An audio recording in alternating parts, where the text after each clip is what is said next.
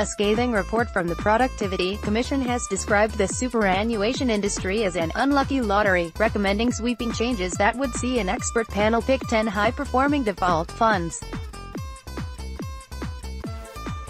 The Commission found one-third of super accounts in Australia are unnecessary multiple accounts, costing their owners $2.6 billion every year in unnecessary fees and insurance charges.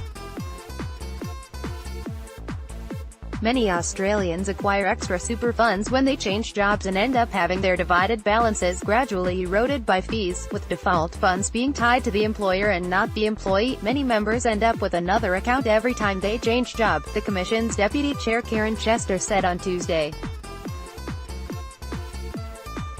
The Commission recommends Australians only be placed in a default fund one time, when they start working for the first time. It also wants them to be given a best in show list of 10 high-performing funds, identified by an independent expert panel.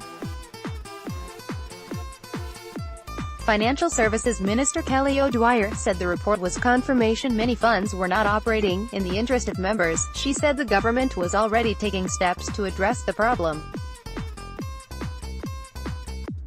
The 2018 budget, released in May, included a measure that will give the Australian Tax Office new powers to track down duplicate accounts and merge them.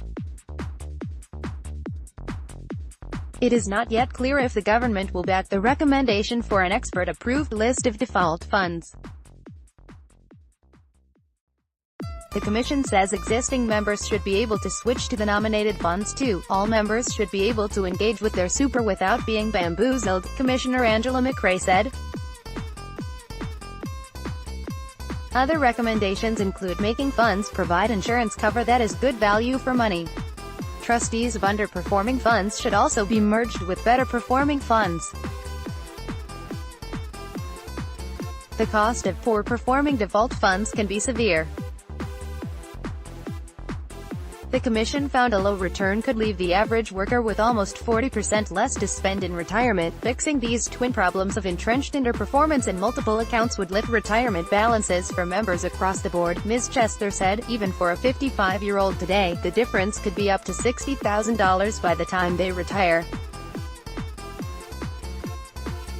And for today's new workforce entrant, they stand to be $400,000 ahead when they retire in 2064, with AAP.